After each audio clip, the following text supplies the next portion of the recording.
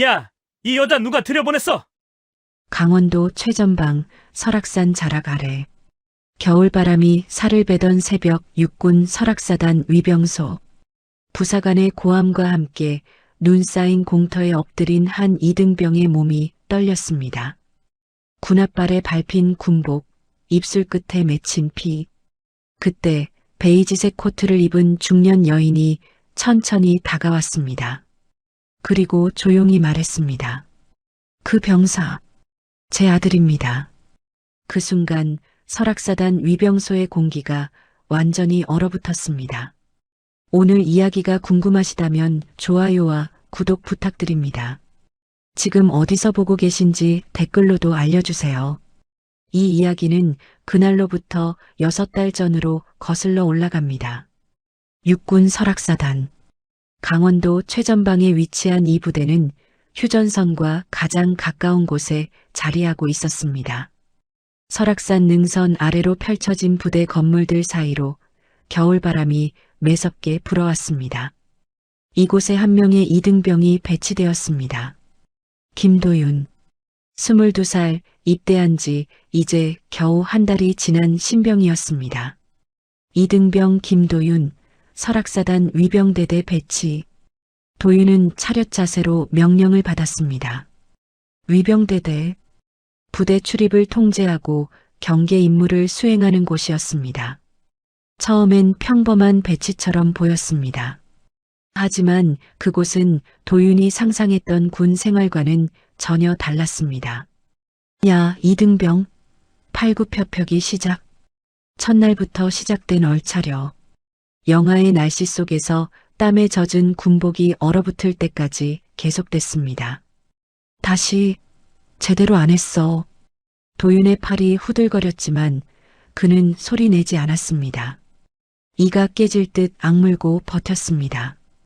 뭐야, 이 새끼 표정 하나는 되게 빡세네. 조성훈 상병. 위병소에서 도윤을 직접 관리하는 선임이었습니다. 그는 도윤의 침묵을 오히려 더 거슬려 했습니다. 야, 이등병. 너 혹시 빽 있냐? 왜 이렇게 잘 참아? 도윤은 고개를 저었습니다. 없습니다. 그래. 그럼 앞으로 더 열심히 해야겠네. 조상병의 입꼬리가 올라갔습니다. 그날 이후 도윤의 하루는 지옥이 되었습니다. 새벽 점호 전 팔굽혀펴기 100개, 제설 작업 후 추가 얼차려, 식사 시간조차 제대로 주어지지 않았습니다. 빨리 먹고 나와. 뭐 이렇게 느려? 주변 병사들은 고개를 돌렸습니다. 누구도 나서지 않았습니다. 위병소는 외부와 단절된 공간이었습니다. 사단 본부에서도 대대 본부에서도 잘 보이지 않는 곳. 그곳에서 박진수 중사는 왕처럼 군림했습니다. 야, 조상병. 이등병 훈련 잘 시키고 있지? 예, 중사님. 확실하게 교육 중입니다.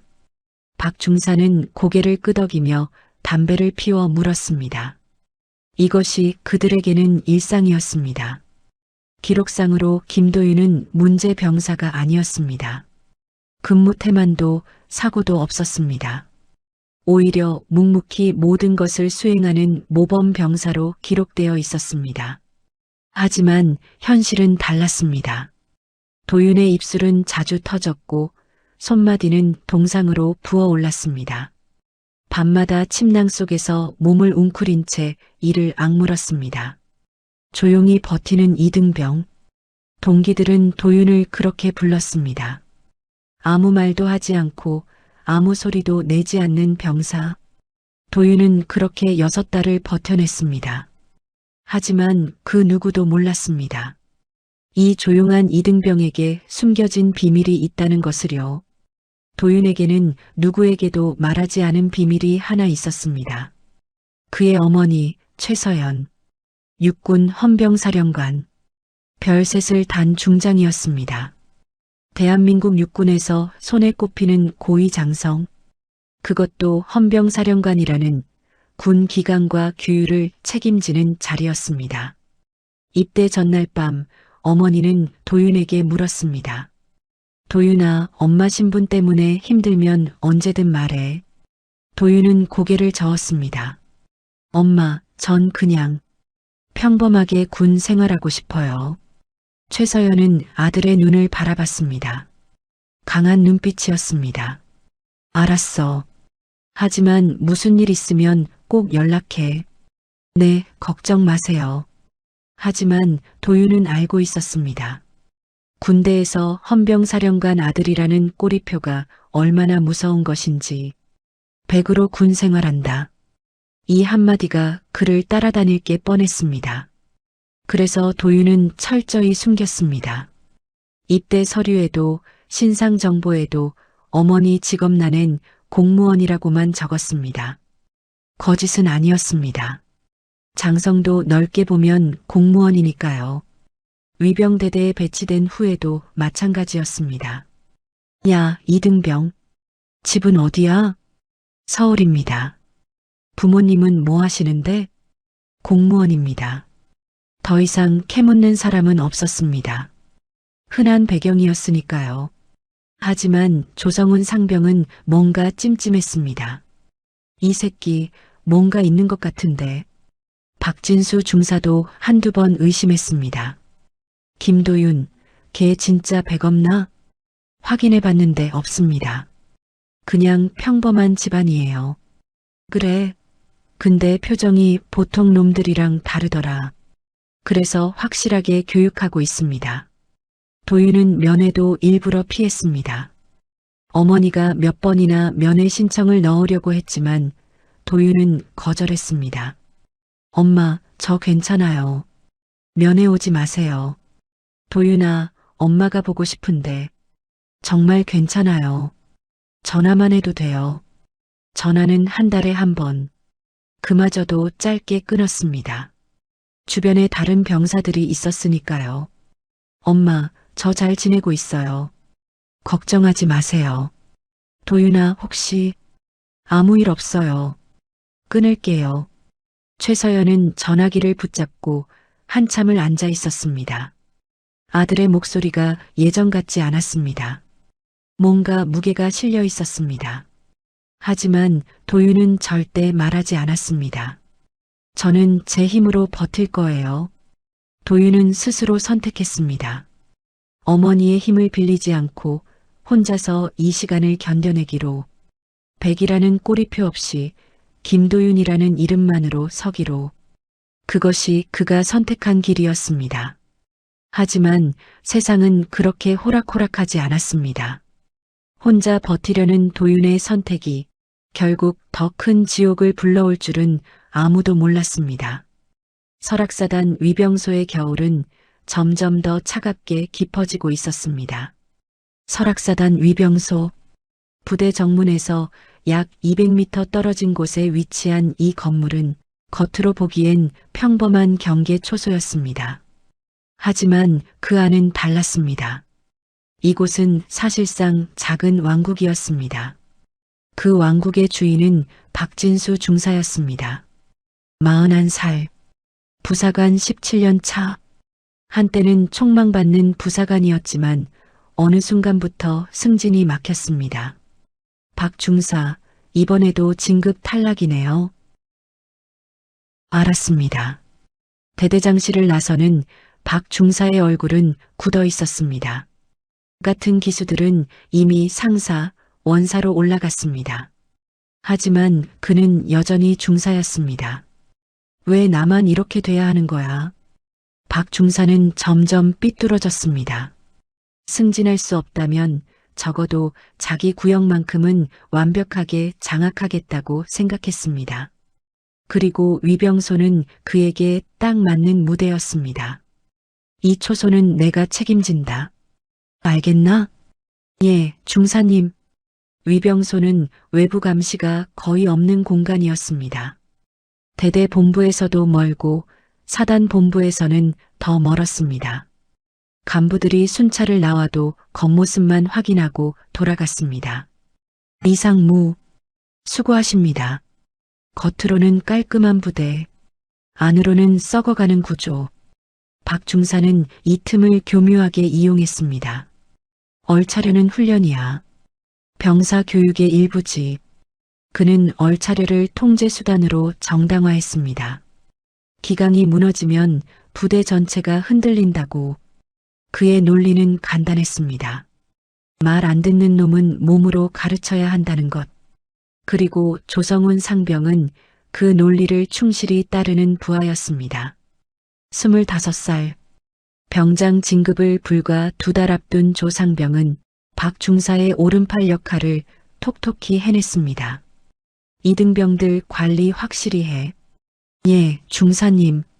제가 알아서 하겠습니다. 조상병은 신병들을 다루는데 능숙했습니다.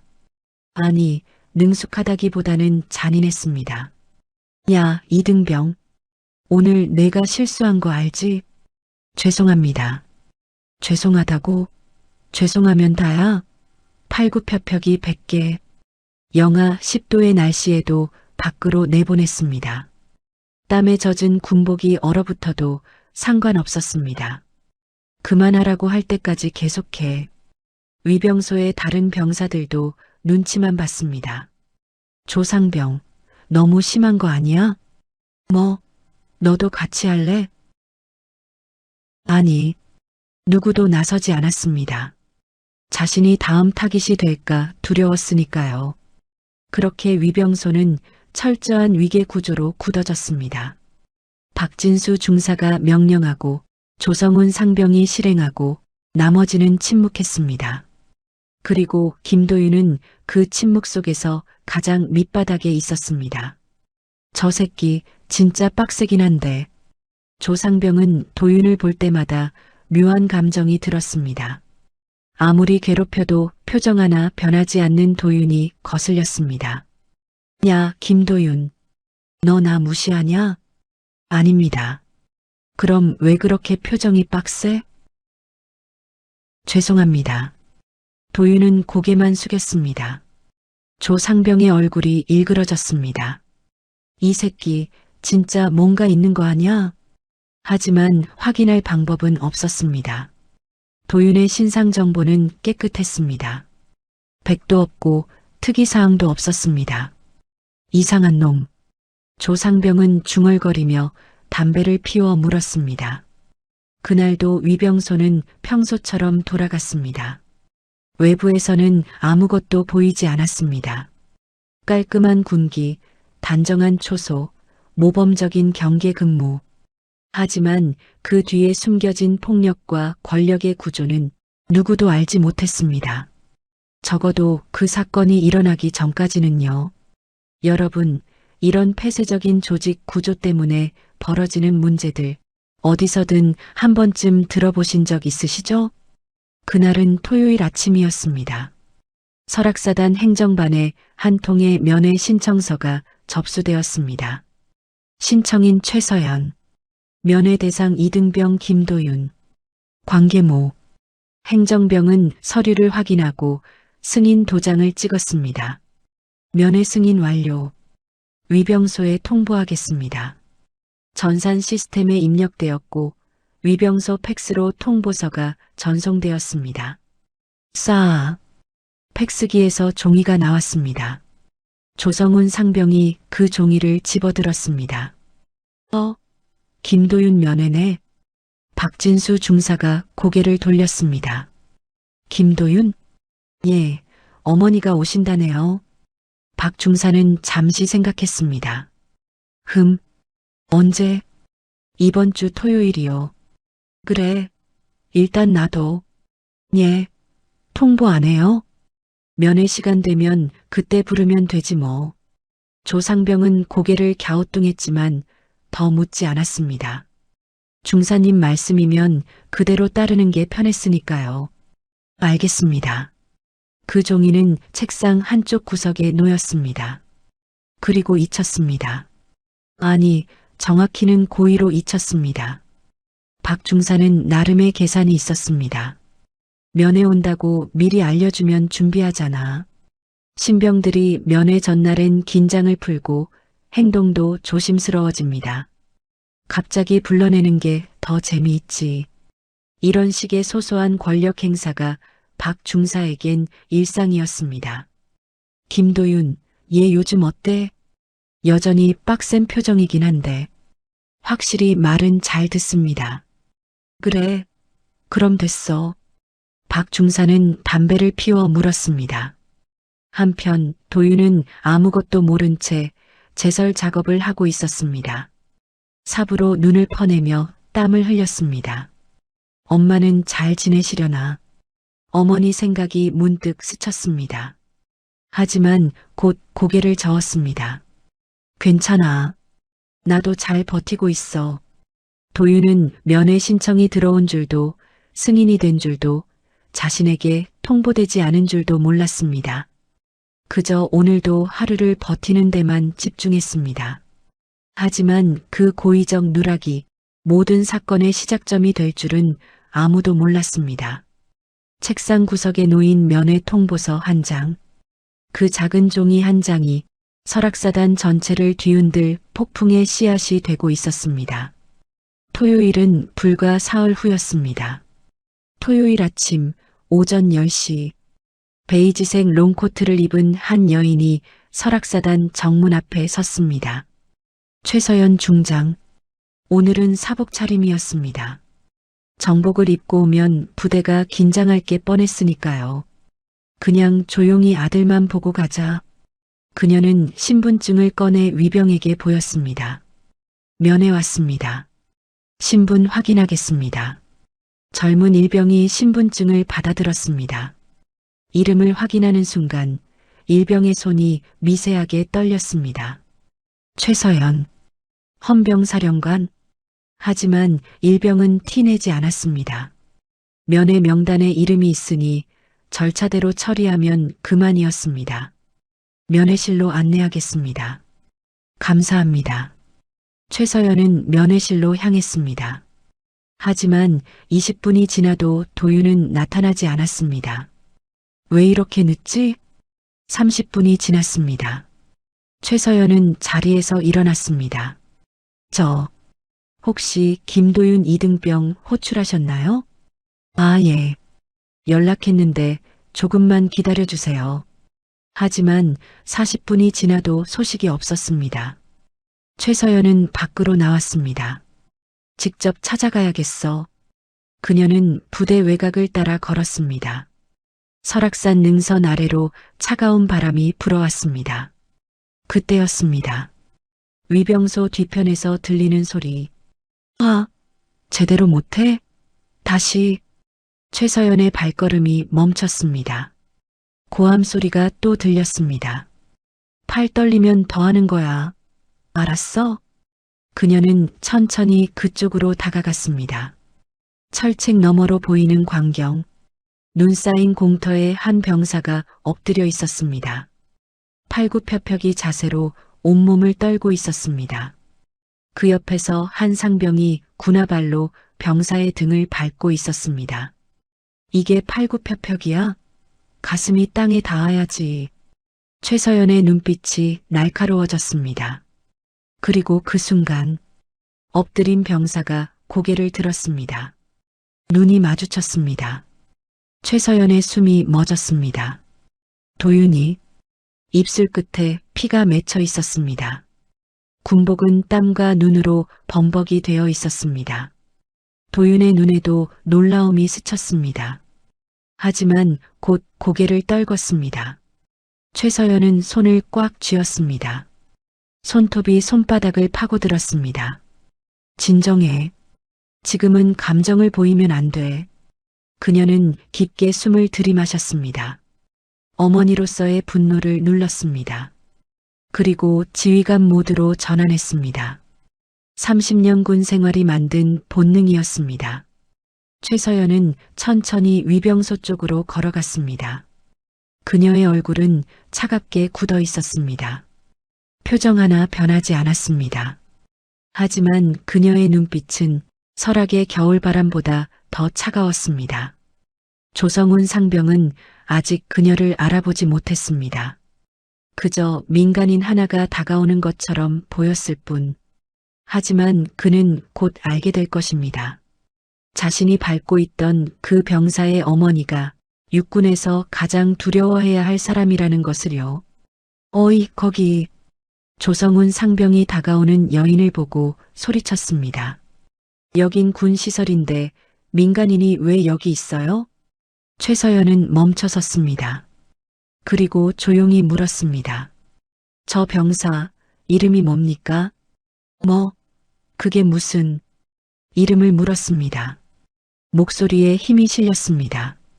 조상병은 뭔가 기분이 이상했지만 거들먹거리며 대답했습니다. 이등병 김도윤인데요. 그게 왜요? 최서연의 입술이 떨렸습니다. 하지만 표정은 여전히 차갑게 유지했습니다. 저 병사, 제 아들입니다. 예.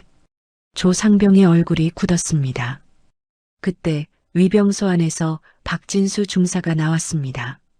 무슨 일이야? 중사님, 저 여자가 자기가 김도윤 어머니래요. 뭐? 박 중사는 최서연을 위아래로 훑어봤습니다. 베이지색 코트를 입은 평범한 중년 여인. 뭐야, 그냥 민간인이잖아. 박 중사는 코웃음을 쳤습니다. 아, 그러시구나. 면회는 면회실에서만 가능합니다. 여기는 출입 금지 구역이에요. 제 아들 상태가 어떻습니까? 상태? 멀쩡하죠. 훈련 중이었을 뿐인데요. 훈련이라고 하셨습니까? 예. 체력 단련입니다. 군대에서 당연한 거 아닙니까? 박 중사의 말투는 오만했습니다. 최서연은 천천히 고개를 끄덕였습니다. 그리고 코트 단추에 손을 올렸습니다. 그렇군요. 최서연이 코트를 벗기 시작했습니다. 조상병과 박 중사는 황당한 표정으로 쳐다봤습니다. 뭐 하는 거예요, 지금? 하지만 다음 순간 두 사람의 얼굴이 하얗게 질렸습니다. 코트 안에 드러난 것은 육군 정복이었습니다. 가슴팍에 이름표, 최서연, 그리고 어깨에 빛나는 별, 하나, 둘, 셋, 중장 계급장이었습니다. 왼쪽 가슴에 마크, 헌병, 헌, 병, 사령관, 박진수 중사의 입에서 가느다란 신음이 새어나왔습니다. 조성훈 상병은 그 자리에서 얼어붙었습니다. 최서연은 차가운 눈빛으로 두 사람을 바라봤습니다. 지금부터 이 위병소는 통제됩니다. 그게 부사관 박진수 중사, 상병 조성훈. 예. 두 사람은 즉시 격리 대기합니다. 움직이지 마십시오. 최서연은 휴대폰을 꺼냈습니다. 그리고 전화를 걸었습니다. 여기 육군 헌병사령관 최서연 중장입니다. 설악사단 위병소에서 병사 인권 침해 정황을 확인했습니다. 즉시 특별감찰팀 파견 요청합니다. 전화는 짧게 끝났습니다. 박 중사는 무릎이 풀릴 것 같았습니다. 이게 무슨... 조상병은 얼굴이 새하얗게 질렸습니다. 헌병사령관 아들을 내가... 도윤은 여전히 엎드린 자세로 고개를 숙이고 있었습니다. 최서연은 아들에게 다가가지 않았습니다. 지금은 어머니가 아니라 헌병사령관이어야 했으니까요. 위병소 내 모든 병사는 현 위치에서 대기하십시오. 그녀의 목소리는 떨림 없이 명령을 내렸습니다. 설악사단 위병소는 순식간에 얼어붙었습니다. 그리고 그날 오후 헌병사령부 특별감찰팀이 설악사단에 도착했습니다. 그날 오후 2시 검은색 군용 차량 세대가 설악사단 정문을 통과했습니다. 헌병사령부 특별감찰팀 총 8명의 헌병 장교와 부사관들이었습니다. 팀장은 헌병 소령 한재혁, 감찰 업무 15년차 베테랑이었습니다. 설악사단 위병소부터 통제합니다. 예, 소령님. 차량이 위병소 앞에 멈춰 섰습니다. 헌병들이 일사불란하게 움직였습니다. 지금부터 이 위병소는 헌병사령부 특별감찰 구역입니다. 모든 인원은 현 위치에서 대기하십시오. 위병소 내 병사들은 긴장한 표정으로 서 있었습니다. 박진수 중사와 조성훈 상병은 별도 공간에 격리되어 있었습니다. 부사관 박진수 중사, 상병 조성훈. 두 사람은 즉시 헌병대로 동행하십시오. 저기. 이건 오해입니다. 박 중사가 변명을 시작했습니다. 그냥 훈련이었을 뿐이고 조사는 헌병대에서 받으시면 됩니다. 동행하십시오. 중사님. 조 상병의 목소리가 떨렸습니다. 하지만 박 중사는 아무 말도 할 수 없었습니다. 두 사람은 수갑은 채워지지 않았지만 헌병들 사이에 끼어 차량에 올랐습니다. 그 모습을 위병소 병사들이 지켜봤습니다. 저 사람들 끝났다. 헌병사령관 아들이었다니 속삭임이 퍼졌습니다. 한소령은 위병소 내부를 점검했습니다. 근무일지, 얼차려 기록, CCTV 영상, 모든 것이 증거로 수집되었습니다. 이등병 김도윤은 어디 있습니까? 본청 당번병으로 이동 조치되었습니다. 알겠습니다. 한소령은 서류를 정리하며 고개를 저었습니다. 또 이런 일이 헌병으로 일하면서 수없이 본 케이스였습니다. 폐쇄적인 공간에서 벌어지는 권력 남용. 하지만 이번엔 특별했습니다. 피해자가 헌병사령관의 아들이었으니까요. 설악사단 대대장실로 이동합니다. 감찰팀은 위병대대로 향했습니다. 대대장 문성호 중령은 집무실에서 식은땀을 흘리고 있었습니다. 헌병사령관이 직접 왔다니 노크 소리가 들렸습니다. 들어오십시오. 한소령이 들어왔습니다. 위병대대장 문성호 중령님이십니까? 예, 그렇습니다. 헌병사령부 특별감찰팀입니다.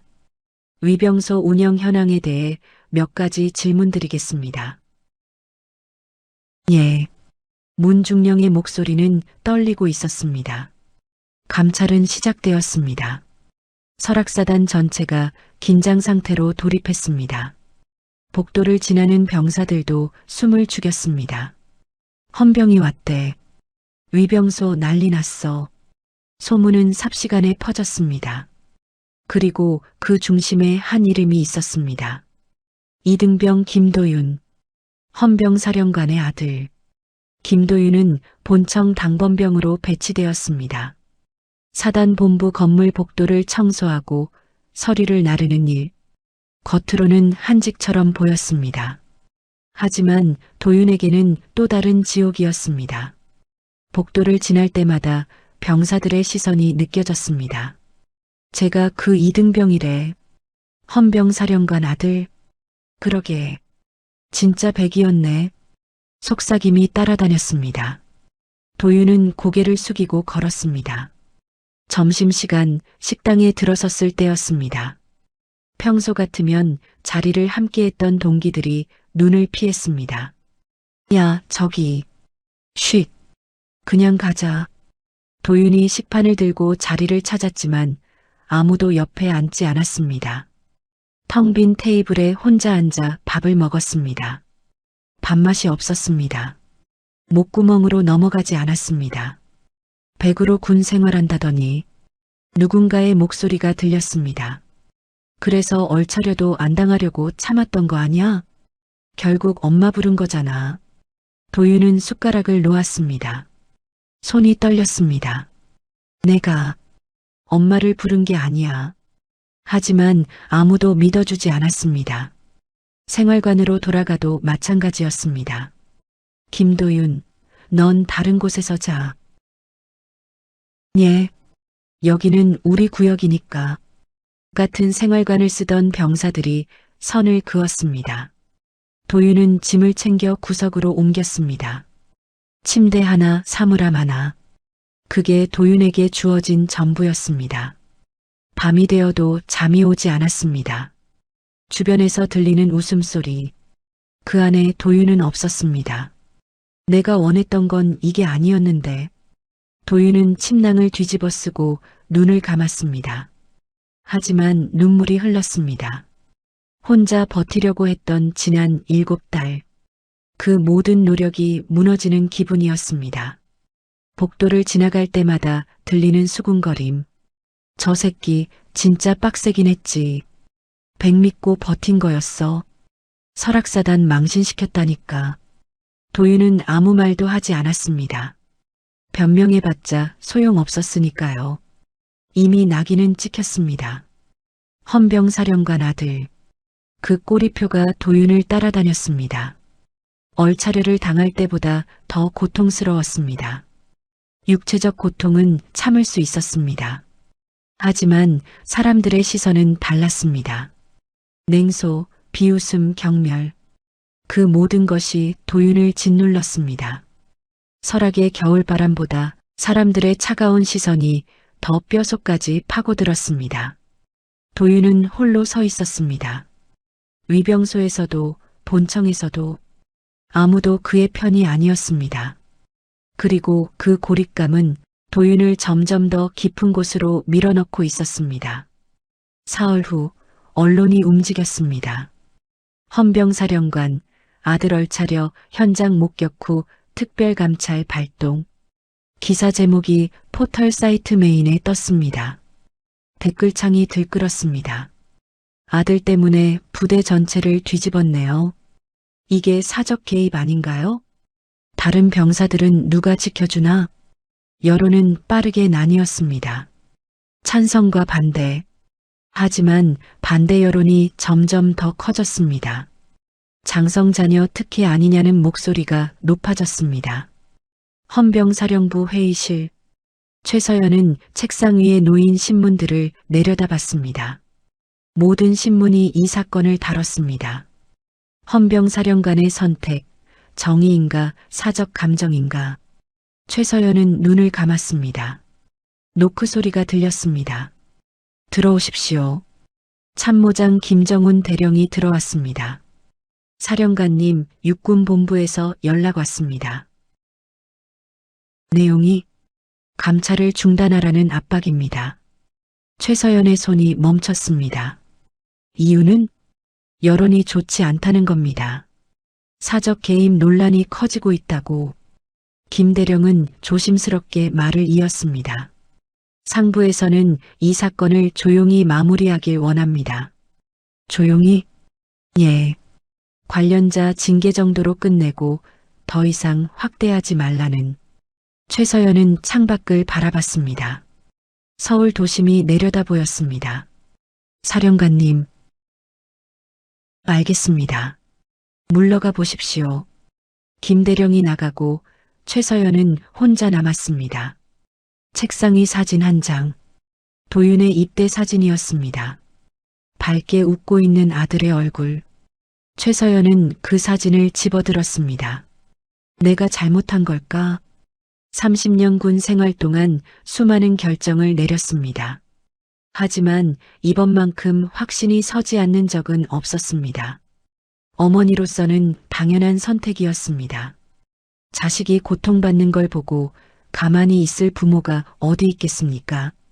하지만 헌병사령관으로서는 달랐습니다. 내가 사적 감정으로 움직인 건가? 다른 병사들도 똑같은 일을 겪고 있을 텐데 그들의 부모는 장성이 아니라서 구해줄 수 없는 건가? 최서연의 마음이 흔들렸습니다. 휴대폰이 울렸습니다. 육군 참모총장실에서 걸려온 전화였습니다. 최서연 중장. 예, 총장님. 자네 이 사건 너무 멀리 간 거 아닌가? 감찰은 여기서 멈추게. 이건 명령이야. 전화가 끊어졌습니다. 최서연은 휴대폰을 내려놓았습니다. 군인으로서 명령은 절대적이었습니다. 하지만 어머니로서 마음은 찢어지고 있었습니다. 도윤아. 아들의 얼굴이 떠올랐습니다. 눈 쌓인 공터에 엎드려 있던 그 모습. 입술 끝에 맺힌 피. 최서연의 손이 떨렸습니다. 그날 밤 최서연은 잠들지 못했습니다. 군인과 어머니. 두 정체성 사이에서 그녀는 흔들리고 있었습니다. 일주일 후 도윤은 본청 행정반에서 새로운 임무를 받았습니다. 이등병 김도윤, 파쇄 작업 투입. 예, 알겠습니다. 파쇄실. 대대 건물 지하에 위치한 작은 방이었습니다. 오래된 서류들을 분쇄하는 곳. 혼자 일하는 공간이었습니다. 도윤에게는 차라리 다행이었습니다. 사람들 시선을 피할 수 있었으니까요. 이 박스들 전부 파쇄해. 예. 행정병이 쌓아둔 박스는 5개였습니다. 도윤은 첫 번째 박스를 열었습니다. 낡은 근무일지, 출입기록, 보고서들. 기계에 넣고 버튼을 눌렀습니다. 위잉. 서류가 가루처럼 분쇄되었습니다. 단순 작업이었습니다. 생각할 필요도 없었습니다. 하지만 세 번째 박스를 열었을 때였습니다. 한 장의 문서가 도윤의 손에 잡혔습니다. 제목이 눈에 들어왔습니다. 위병소 내 부적절한 얼차려 관행에 대한 문제 제기. 작성자 중대장 이현욱 대위. 도윤의 손이 멈췄습니다. 문서 내용을 읽기 시작했습니다. 본 중대장은 지난 6개월간 위병소 내에서 반복적으로 발생하는 과도한 얼차려를 목격하였음. 박진수 중사의 주도하에 신병들에 대한 체벌이 일상화되고 있으며 도윤의 눈이 커졌습니다. 문서 하단에는 날짜가 적혀 있었습니다. 6개월 전 도윤이 위병소에 배치되기 직전이었습니다. 이미 알고 있었다는 거야? 문서를 넘겼습니다. 다음 페이지에는 빨간 글씨가 쓰여 있었습니다. 반려 마이너스 증거 불충분. 재조사 후 재제출 요망. 결제자 대대장 문성호 중령. 도윤의 손이 떨렸습니다. 다른 서류를 뒤졌습니다. 또 다른 보고서가 나왔습니다. 같은 내용, 같은 작성자. 하지만 이번에도 반려. 구체적 피해자 명단 없음. 반려. 그 다음 보고서도 그 다음 것도 모두 반려되어 있었습니다. 이현욱 대위는 3번이나 문제를 제기했습니다. 하지만 문성호 중령은 모두 묵살했습니다. 도윤은 박스를 더 뒤졌습니다. 그리고 또 다른 문서를 발견했습니다. 설악사단 군수물자 청구서.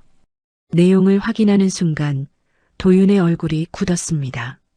청구 수량과 실제 수령이 달랐습니다. 난방유 100드럼 청구, 실제 수령 70드럼.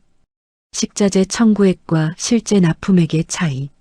차액이 어디로 갔는지는 기록되어 있지 않았습니다. 도윤은 서류들을 책상 위에 펼쳐놓았습니다. 퍼즐 조각이 맞춰지기 시작했습니다. 단순한 얼차려 문제가 아니었어. 위병소의 폭력은 겉으로 드러난 일부였습니다. 그 뒤에는 더 큰 구조가 숨어 있었습니다. 비리를 은폐하기 위한 시스템, 문제를 제기하는 사람을 막는 구조. 도윤은 서류를 가슴에 안았습니다. 이걸 어떻게 해야 하지? 도윤은 파쇄실 문을 잠갔습니다. 그리고 서류들을 다시 펼쳐 자세히 읽기 시작했습니다. 이현욱 대위의 보고서, 문성호 중령의 반려 사유, 그리고 군수물자 청구서. 모든 것이 연결되어 있었습니다. 위병소에서 문제를 제기하면 안 되는 이유가 있었던 거야. 도윤은 서류 날짜를 대조했습니다. 이현욱 대위가 첫 번째 보고서를 올린 날. 그날 이후 위병소 군수물자 청구가 줄어들었습니다. 눈치챘다는 걸 알았구나. 문중령은 이 대위를 경계했습니다. 보고서를 반려하고 위병소를 더 폐쇄적으로 만들었습니다. 박진수 중사는 그 구조의 톱니바퀴였습니다. 얼차려로 병사들을 통제하고 외부 고발을 막았던 거야. 도윤의 머릿속이 복잡해졌습니다. 자신이 당한 폭력은 개인의 문제가 아니었습니다. 설악사단 위병소 전체가 썩어가고 있었습니다. 그리고 그 썩은 부분을 덮기 위해 더 많은 병사들이 희생되고 있었습니다. 도윤은 서류를 다시 정리했습니다. 엄마한테 가져가면 순간 도윤은 고개를 저었습니다. 아니야. 어머니는 이미 충분히 곤란한 상황에 있었습니다. 언론의 비난, 상부의 압박. 여기에 더 큰 비리까지 드러나면 어떻게 될까? 또 사적 개입이라고 할 거야. 도윤은 창밖을 바라봤습니다. 설악산 능선이 보였습니다. 이건 설악사단이 해결해야 할 문제야. 외부 감찰이 아니라 내부에서 끝내야 했습니다. 그래야 다른 병사들도 그리고 도윤 자신도 진짜 의미에서 자유로워질 수 있었습니다. 도윤은 결심했습니다. 사단장님께 직접 보고하자.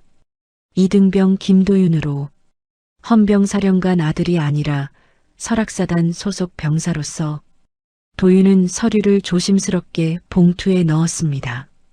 그리고 주머니 깊숙이 감췄습니다. 파쇄실 밖으로 나오자 행정병이 물었습니다. 작업 끝났어? 예, 다 끝났습니다. 그래, 수고했어.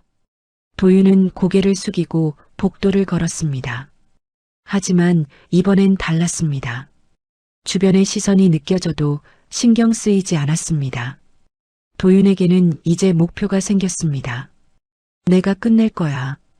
혼자 버티기만 했던 지난 시간. 이제는 직접 맞서야 할 때였습니다. 설악사단의 진실을 이등병의 이름으로 밝혀낼 것입니다.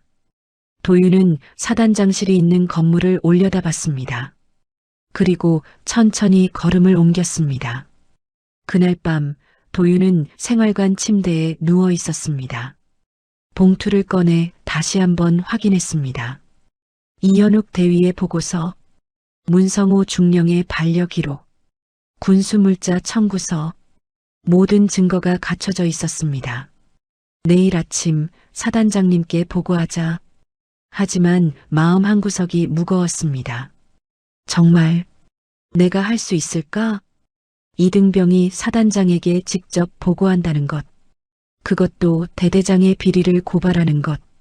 군대의 계급 구조에서는 있을 수 없는 일이었습니다. 휴대폰이 울렸습니다. 어머니였습니다. 도윤은 잠시 망설이다 전화를 받았습니다. 여보세요. 도윤아, 엄마야. 예. 엄마가 미안하다. 최서연의 목소리가 떨렸습니다. 내가 원한 게 아니었는데 엄마가 나서서. 엄마, 괜찮아요. 도윤은 침착하게 말했습니다. 엄마 잘못이 아니에요. 도윤아. 엄마, 제가 이제 알았어요. 뭘? 제가 왜 그 일을 겪어야 했는지. 도윤은 천장을 바라보며 말을 이었습니다. 처음엔 그냥 운이 없다고 생각했어요. 제가 약해서 당한 거라고. 근데 아니었어요. 저만 당한 게 아니었어요. 무슨 말이니? 엄마, 이 문제는 제가 끝낼게요. 도윤아, 너 무슨... 이등병 김도윤으로요. 전화 너머로 침묵이 흘렀습니다. 최서연은 아들의 목소리에서 단단한 무언가를 느꼈습니다. 엄마, 저 이제 괜찮아요. 걱정하지 마세요. 도윤아, 끊을게요. 안녕히 주무세요. 전화가 끊어졌습니다. 도윤은 휴대폰을 내려놓고 눈을 감았습니다. 엄마, 미안해요. 하지만 이건 도윤이 스스로 해야 할 일이었습니다. 어머니의 힘을 빌려서는 진짜 해결이 아니었습니다.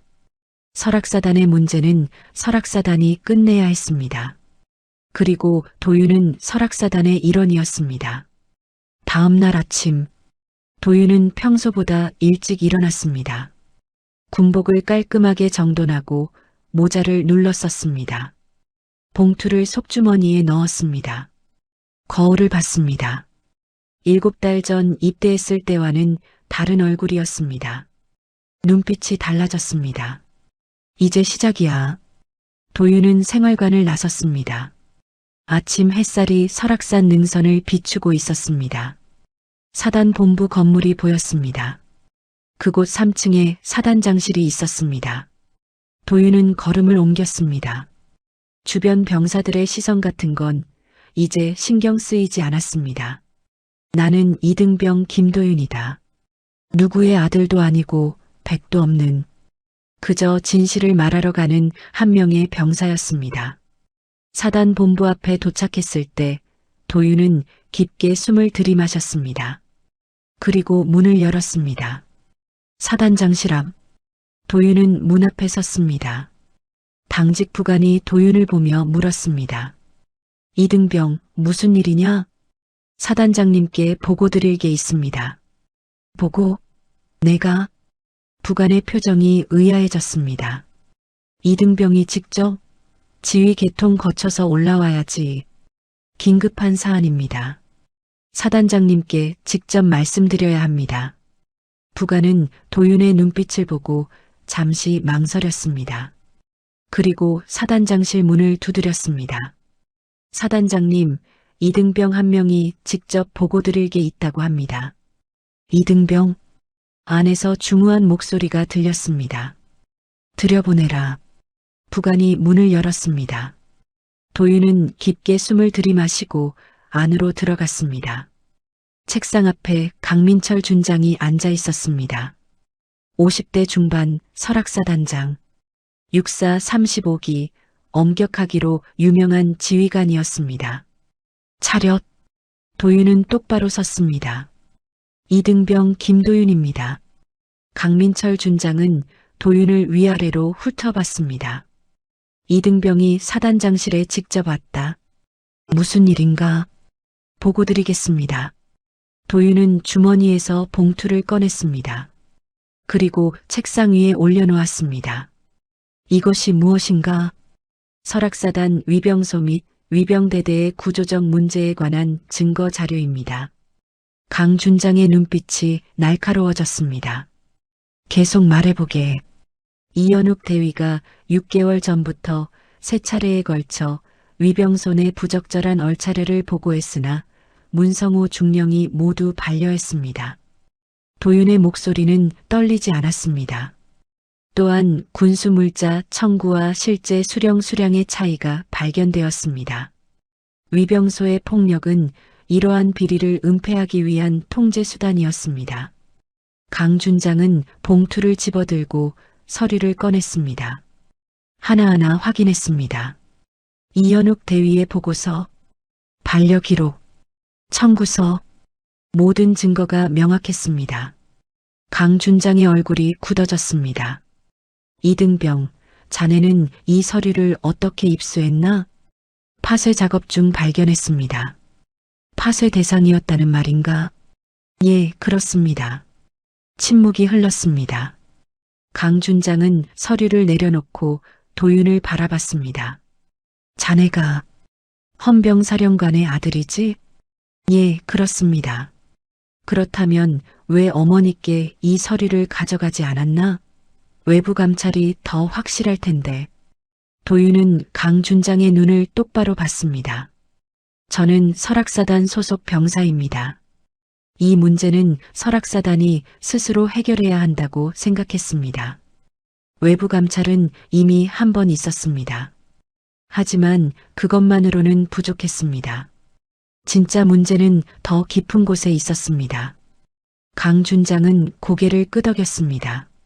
그리고 자리에서 일어났습니다. 창밖을 바라보며 말했습니다. 이등병 김도윤. 예, 자네 말이 맞다. 강 준장이 돌아섰습니다. 외부 감찰이 아니라 설악사단이 끝낸다. 도윤의 가슴이 뛰었습니다. 지금부터 사단 자체 조사를 개시한다. 이등병은 이 서류를 참모장에게 전달하게. 예, 알겠습니다. 그리고 강 준장은 도윤에게 다가왔습니다. 수고했네. 감사합니다. 도윤은 경례를 했습니다. 그리고 사단장실을 나왔습니다. 복도에 섰을 때 도윤의 다리가 후들거렸습니다. 하지만 웃음이 나왔습니다. 해냈어. 그날 오후 설악사단 전체에 긴급 지시가 내려갔습니다. 사단장 명령, 위병대대 전면 조사 실시, 참모장 주도로 조사팀이 꾸려졌습니다. 감찰, 군수, 인사각 분야 장교들이 투입되었습니다. 이번 조사는 철저하게 진행한다. 빠짐없이. 문성우 중령은 대대장실에서 소환되었습니다. 중령, 조사에 협조해 주시기 바랍니다. 이게 대체 무슨 일입니까? 군수물자 청구 내역부터 확인하겠습니다. 문 중령의 얼굴이 새하얗게 질렸습니다. 장부가 펼쳐졌습니다. 청구 수량과 실제 수령의 차이. 그 차액이 어디로 갔는지 추적이 시작되었습니다. 중령님, 이 부분 설명 부탁드립니다. 그건 착오였습니다. 착오가 6달 동안 반복됩니까? 변명은 통하지 않았습니다. 이현욱 대위도 조사팀에 합류했습니다. 대위, 보고서를 3번 올렸다고요? 예, 그렇습니다. 왜 더 이상 올리지 않았습니까? 이 대위는 입술을 깨물었습니다. 반려당할 게 뻔했으니까요. 대대장이 압력을 넣었습니까? 직접적이진 않았지만 분위기가 그랬습니다. 조사는 빠르게 진행되었습니다. 박진수 중사의 통장 내역도 확인되었습니다. 출처가 불분명한 입금 내역들. 중사, 이 돈은 어디서 온 겁니까? 박 중사는 아무 말도 하지 못했습니다. 모든 것이 드러나고 있었습니다. 위병소의 폭력, 대대의 비리, 은폐의 구조. 설악사단은 스스로 썩은 부분을 도려내고 있었습니다. 외부 감찰이 아니었습니다. 헌병사령부의 압력도 아니었습니다. 설악사단 자체의 결정이었습니다. 이틀 후 조사 결과가 발표되었습니다. 문성우 중령, 군수비리 및 보고, 은폐 혐의로 보직 해임. 박진수 중사, 병사 인권 침해 및 비리 연루로 군사재판 회부. 조성훈 상병, 폭행 혐의로 영창 처분. 처벌은 명확했습니다. 그리고 사단 전체에 공지되었습니다. 이번 사건은 설악사단 스스로가 해결했습니다. 외부 압력이 아닌 내부 자정의 결과입니다. 강민철 준장의 메시지였습니다. 병사들 사이에서 변화가 시작되었습니다. 김도윤이 사단장한테 직접 보고했대. 진짜? 이등병이? 백 안 쓰고 혼자서? 식당에서 도윤을 보는 시선이 달라졌습니다. 야, 저기 자리 비었는데. 동기 한 명이 도윤에게 말했습니다. 도윤은 잠시 망설이다 그 자리에 앉았습니다. 수고했다, 김도윤. 고맙습니다. 복도를 지날 때도 달랐습니다. 김도윤 이등병 아니냐? 선임 하나가 다가왔습니다. 잘했다. 용기 있었어. 도윤은 고개를 숙였습니다. 하지만 입가에 작은 미소가 걸렸습니다. 설악사단이 변하고 있었습니다. 그리고 도윤도 그 변화의 중심에 서 있었습니다. 그로부터 10달이 흘렀습니다. 다시 찾아온 겨울. 설악산 능선 위로 눈이 내리고 있었습니다. 도윤은 이제 일병이었습니다. 저녁까지 3달 남았습니다. 토요일 오후 면회실. 도윤은 오랜만에 어머니와 마주 앉았습니다. 엄마, 오랜만이에요. 그래. 도윤아. 최서연은 아들의 얼굴을 바라봤습니다. 1년 전과는 다른 얼굴이었습니다. 눈빛이 단단해졌습니다. 어깨도 더 넓어졌습니다. 잘 지냈니? 예, 잘 지냈어요. 고생했다. 최서연의 목소리가 떨렸습니다. 도윤은 고개를 저었습니다. 엄마, 이제 알았어요. 뭘? 왜 제가 그 일을 겪어야 했는지, 그리고 왜 혼자 해결해야 했는지. 도윤은 창밖을 바라봤습니다. 설악산이 보였습니다. 처음엔 원망했어요. 왜 하필 저냐고. 왜 이렇게 힘들어야 하냐고. 근데 그게 아니었어요. 저만 당한 게 아니라 다른 사람들도 똑같이 힘들었던 거였어요. 최서연은 아들의 손을 꽉 잡았습니다. 그리고 알았어요. 제가 할 수 있는 일이 있다는 걸. 도윤아, 엄마, 저 이제는 누구의 아들이 아니라 제 이름으로 서 있어요. 최서연의 눈에 눈물이 맺혔습니다. 하지만 웃고 있었습니다. 그래, 잘했다. 면회가 끝나고 두 사람은 밖으로 나왔습니다. 철책 옆을 함께 걸었습니다. 하얀 눈이 발밑에서 사각거렸습니다. 엄마, 감찰 중단 명령 받으셨죠? 어떻게 알았니? 짐작했어요. 그래서 제가 끝내야 한다고 생각했어요. 최서연은 발걸음을 멈췄습니다. 엄마는 엄마로서 실격이었을까? 아니에요. 도윤이 어머니를 바라봤습니다. 엄마는 엄마로서 당연한 걸 하셨어요. 그리고 저는 제가 할 수 있는 걸 했고요. 고맙다. 뭐가요? 이렇게 자라줘서. 도윤은 웃었습니다. 엄마도 고마워요. 믿어주셔서. 설악의 바람이 두 사람 사이를 스쳐 지나갔습니다. 차갑지만 더 이상 아프지 않았습니다. 도윤은 부대 안으로 돌아갔습니다. 생활관에 들어서자 동기들이 반겼습니다. 야, 김도윤. 면회 잘 다녀왔어? 응, 다녀왔어. 오늘 저녁 뭐 나오는지 알아? 몰라.